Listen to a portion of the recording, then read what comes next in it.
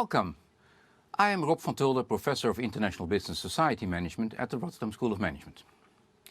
In this video, I will explain why landscape restoration is embraced as one of the 17 Sustainable Development Goals of the United Nations, how wicked the challenge is, and why we consequently need all societal parties to come up with an effective approach. Landscape degradation is one of the key challenges identified by the United Nations for creating a sustainable future for the world by the year 2030.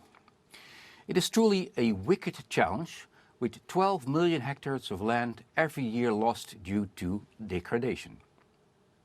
Landscape degradation is covered by SDG goal number 15, Life on Land.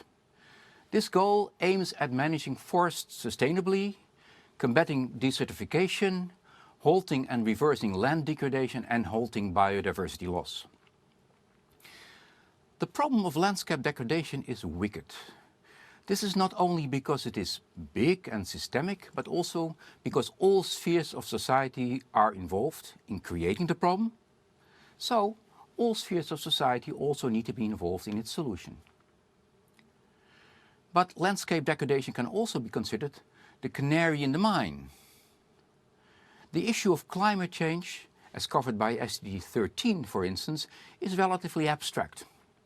The same applies to issues like income inequality or gender equality. But the consequences of landscape degradation are observable every day, everywhere. Local communities that grind down their own existence by cutting down trees and creating erosion. Cities that become heat islands due to a lack of trees and parks. Open pit mining that ruins local ecosystems.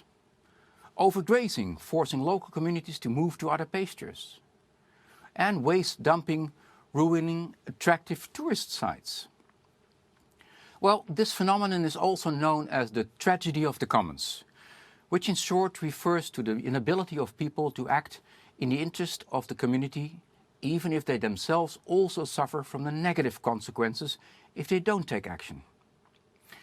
So we don't even have to talk about more indirect consequences like pollution or man-made global warming to observe the effect of our lack of action. This makes landscape restoration a perfect case to zoom in on when we want to understand the preconditions for the way society in general and business in specific can design effective approaches to create positive change in the world. So, why would companies be interested in landscape restoration? Because it can be done. The governance models and management principles are already available. It needs to be done. If not addressed, it represents a gigantic problem. For instance, insurance companies are faced with greater damages risks. Or agro-food companies are faced with lower productivity, because 52% of agricultural land is affected by soil degradation. Thirdly, it actually represents a management issue that is solvable. There exist sufficiently positive approaches in the world that show the way. And it represents, if managed correctly, a huge investment opportunity. But it's not easy to reap the benefits of this common challenge, certainly not in the short run. Luckily, we know a lot on how to address it. It implies an approach that all sectors of society are involved in. Positive change needs to be established because negative doom scenarios do not work. Tragedy of the commons problems are often associated with choice paralysis and wait-and-see strategies. Third, action requires investment rather than subsidies.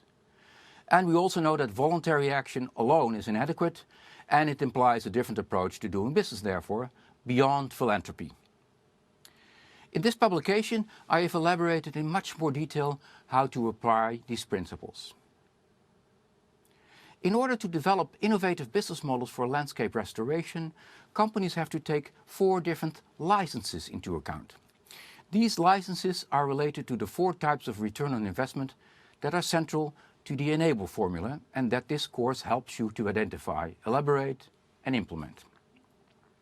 The license to exist. A company loses its license if it produces bad products or services. Markets that produce bad products fail.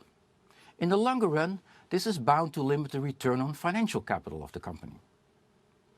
The license to operate. Company loses its license to operate, in particular if it creates so-called negative externalities for the local communities it is active in.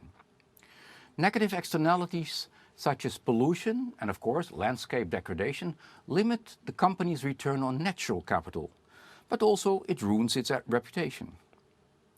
Third, a company can also create a license to scale when it creates sufficient social benefits, for instance through the creation of jobs and a better environment. And finally, a company gains a license to experiment. For instance, a proactive attitude towards complex sustainable development goals require innovation and learning by doing. Not every initiative is directly successful. Can you fail, but nevertheless inspire people to move beyond their own self-interest and make the next iteration work? Wrapping up. Zooming in on SDG 15 implies that we take the ecosystems not only as a natural boundaries of all human interaction, but also as the litmus test for the introduction of successful and innovative approaches. The canary in the mine should not die, but rather thrive. This course helps you to define more effective approaches to each of these 4 licenses. They are related. And when addressed properly, they should help you to deal with one of the most wicked, but also one of the most tangible challenges of today, landscape degradation.